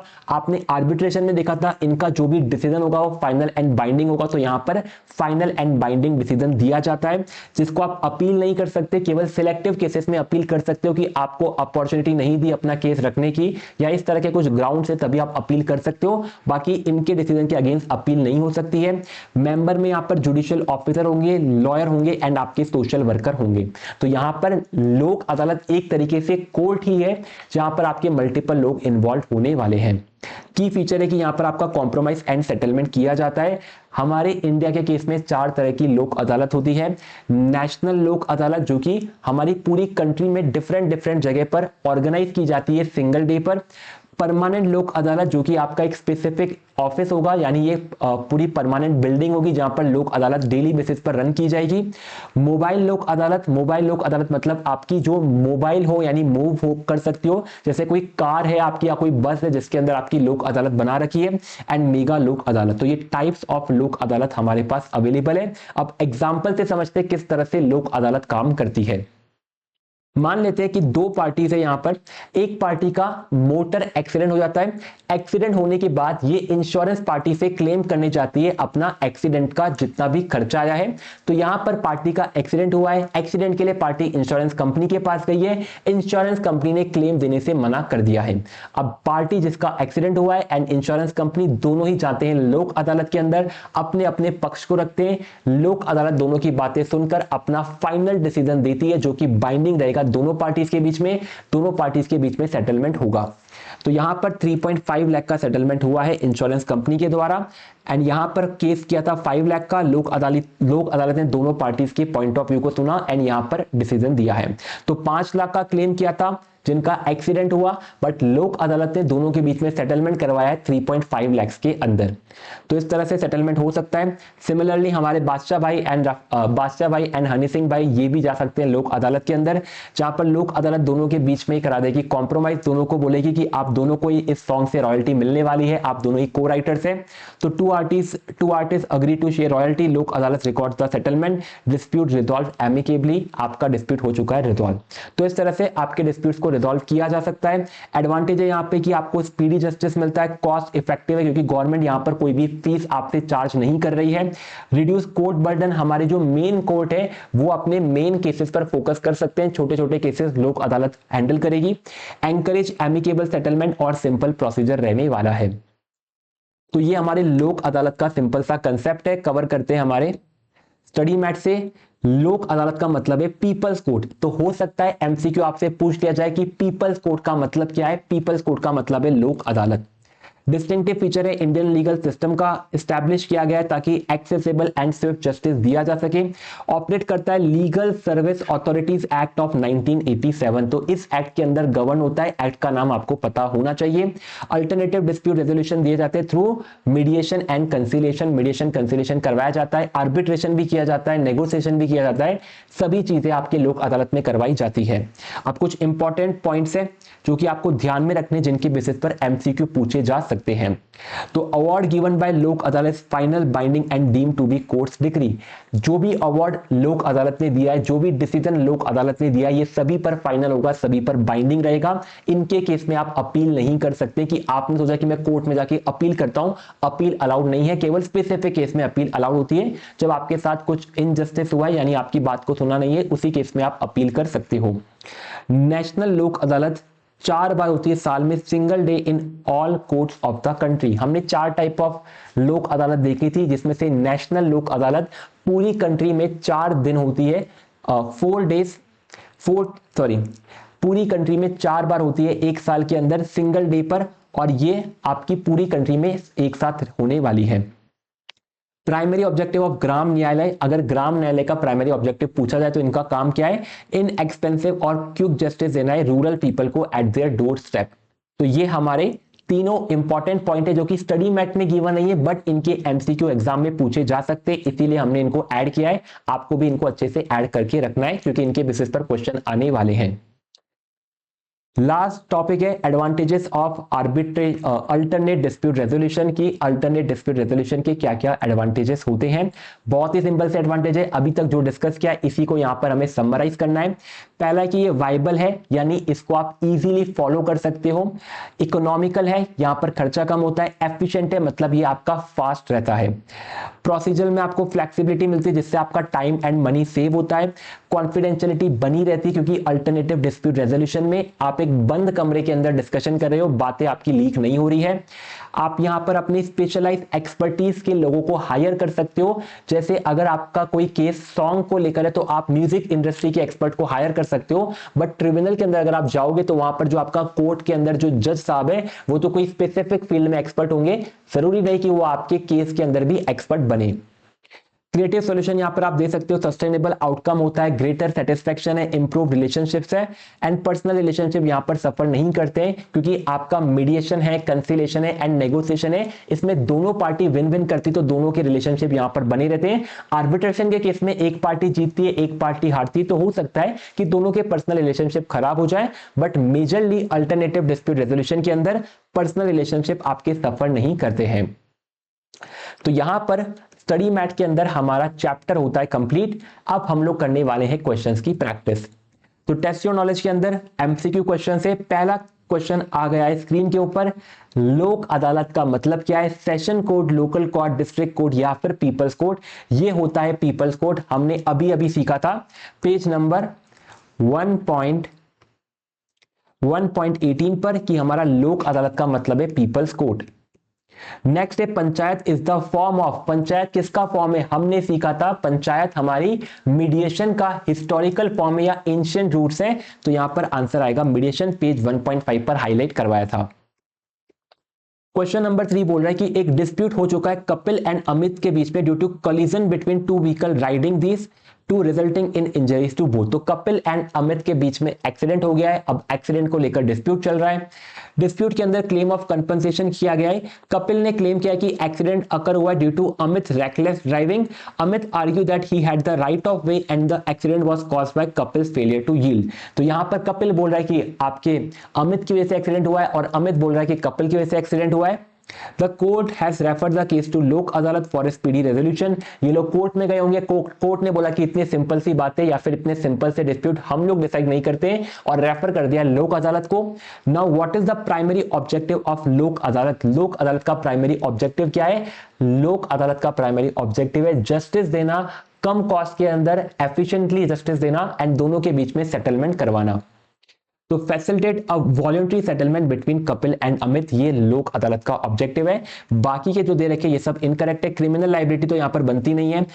Impose a binding decision, binding decision impose करना काम तो है, लेकिन हमारा सबसे पहला ऑब्जेक्टिव है कि यहां पर सेटलमेंट करवाना दोनों पार्टीज के बीच में।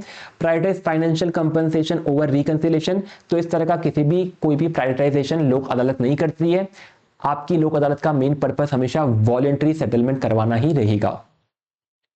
पेज 1.18 पर डिटेल में हमने इसका रेफरेंस दे रखा है।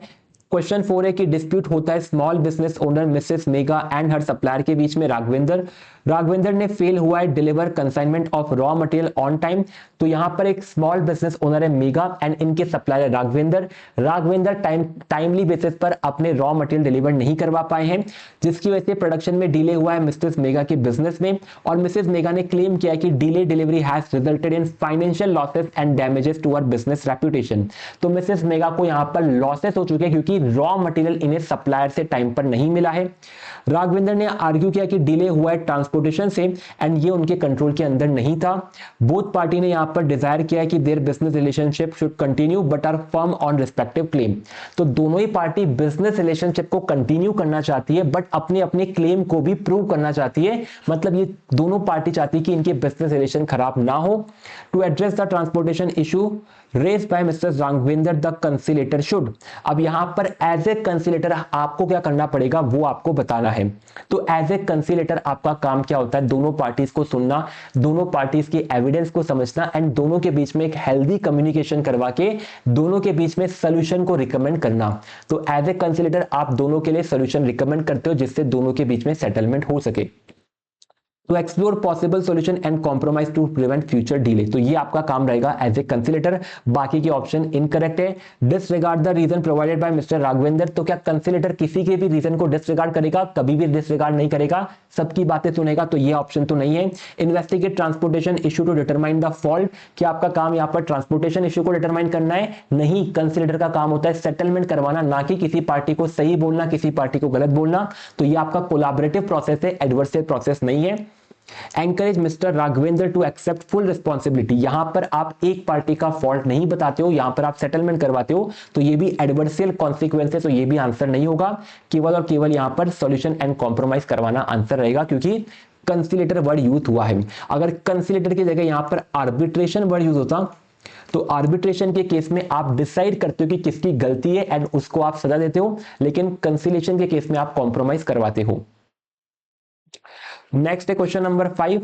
क्वेश्चन 5 में बोला कि Nalanda builders entered into a contract with messrs life design architect for a construction project. तो यहां पर Nalanda builders and life design architect में एग्रीमेंट एंटर हुआ है। कंस्ट्रक्शन कॉन्ट्रैक्ट ने स्पेसिफाई किया quality standard and payment milestone.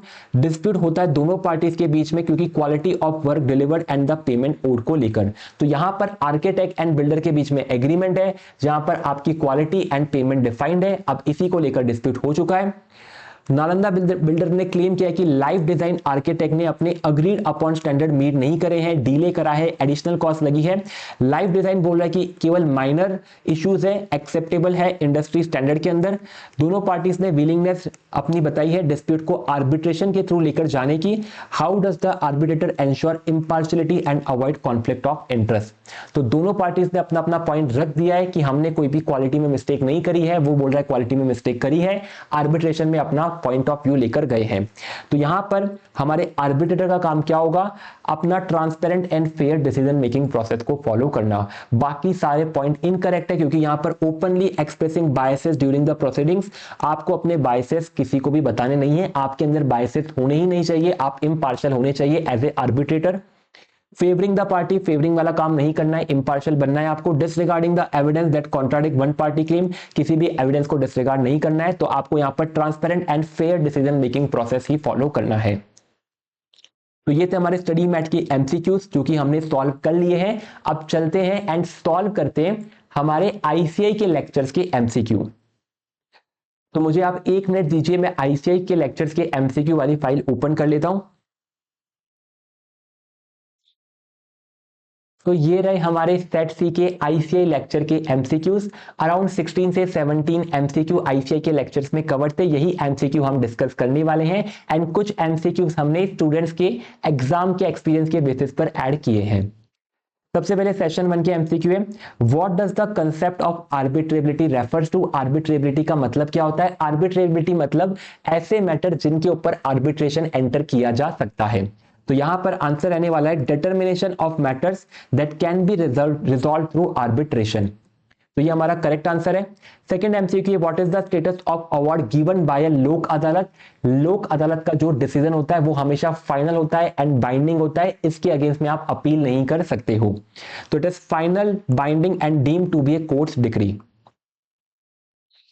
Third MCQ, which of the following reflects flexibility of arbitration. किसकी वजह से हमें समझ में आता है कि आर्बिट्रेशन फ्लेक्सिबल है?